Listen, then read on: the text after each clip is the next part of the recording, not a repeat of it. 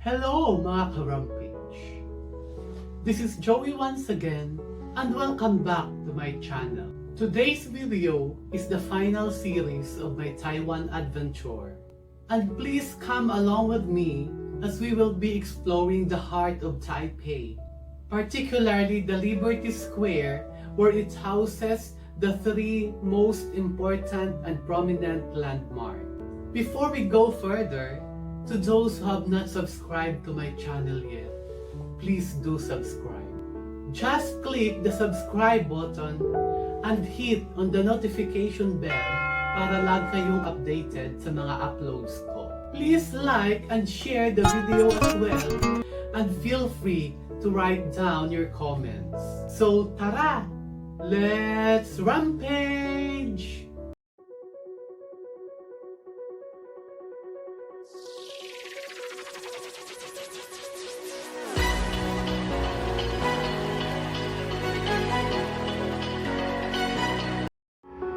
Liberty Square in Chiang district in Taipei is the cultural and entertainment center of the city, as it hosts both the Kai-shek Memorial Hall, the National Theater, and the National Concert Hall.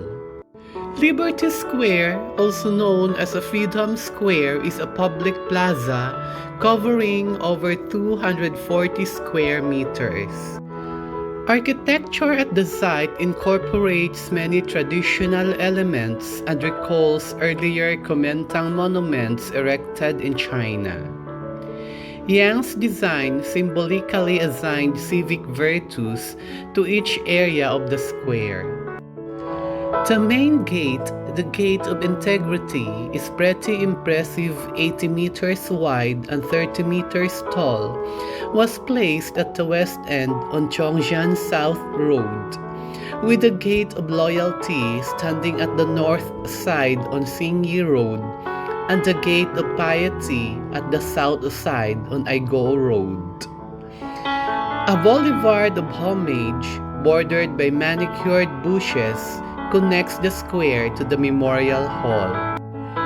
The name of the square recalls important historical role it played in Taiwan's transition from one-party rule to modern democracy in the 1990s. It is the scene for red carpet ceremonies when Taiwan's president greets foreign dignitaries. Liberty Square serves as a major site for public gatherings in Taipei and is home to three major landmarks as well as civic parks. A park surrounds the plaza and a wall surrounds the site. The square sits within sight of the Presidential Office Building. At the east end of Liberty Square stands the National Chiang Kai-shek Memorial Hall. The square is flanked by the National Concert Hall on the north and the National Theater on the south. The most prominent historical landmark in Taiwan, the Chiang Kai-shek Memorial Hall, is a famous national monument, landmark, and tourist attraction erected in memory of Chiang Kai-shek, former President of the Republic of China, and was opened in 1980 as part of a national park and gathering area. The octagon-shaped white building rises 76 meters and is covered with blue tiles and red accents echoing the flag of the Republic of China. The 8 sides represents the Chinese cultural symbolism of the number 8, which is traditionally associated with fortune and wealth.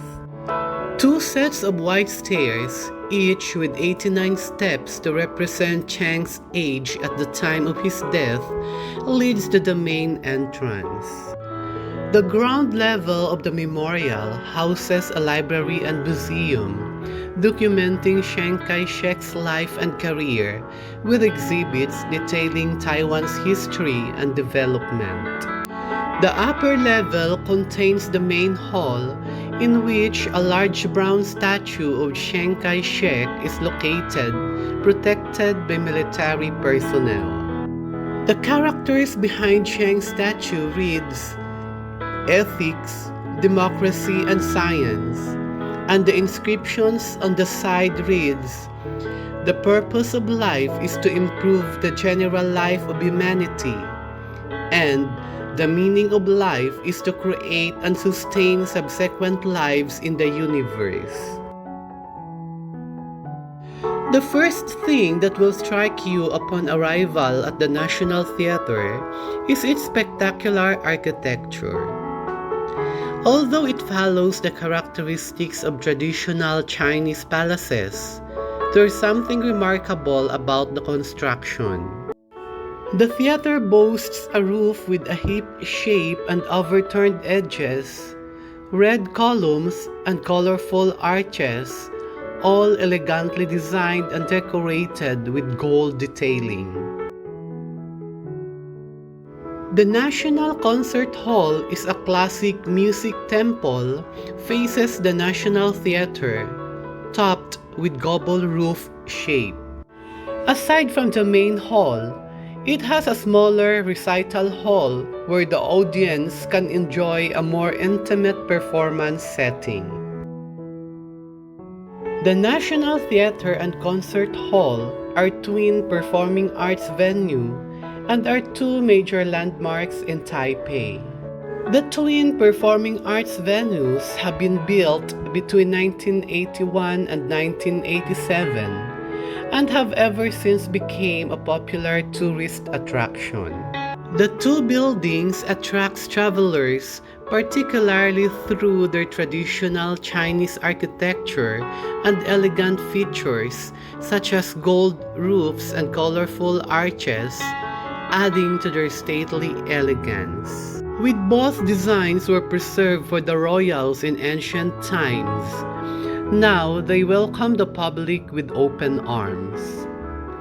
The architectural streamline drawn by the overturned edges of these majestic and classic national art sanctuaries inspires the people to imagine the future in the basic classism. Each structure can host at least two events simultaneously. These two buildings play diplomatic as well as artistic roles.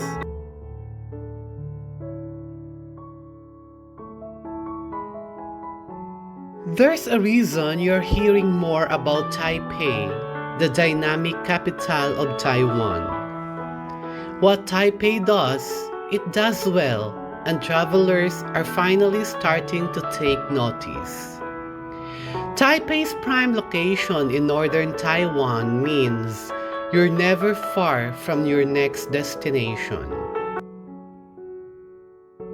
Don't let Taipei's critics sway you. There's more than enough to keep you busy on your stay here. Even with its slightly rugged exterior, Taipei is a city easy to love.